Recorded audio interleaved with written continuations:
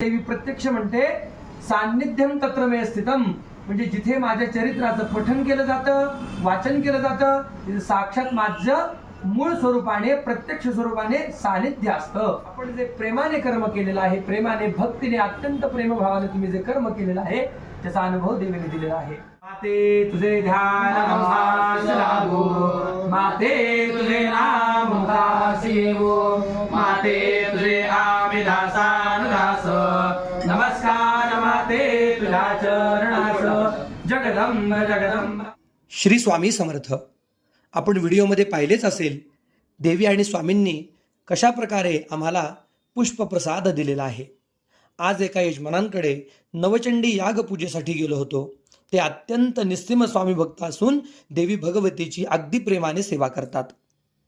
जेव्हा आम्ही त्यांच्या घरामध्ये गेलो तर वेगळ्या प्रकारचं चैतन्य जाणवलंच, परंतु जेव्हा आम्ही देवीचं कुंकुमार्चन करत होतो, होम यज्ञ करत होतो, तेव्हा वेगळ्या प्रकारची एक सकारात्मकता जाणवली आणि प्रत्यक्षात देवी आणि स्वामी तिथे असल्याचा एक वेगळ्या प्रकारचा भास झाला.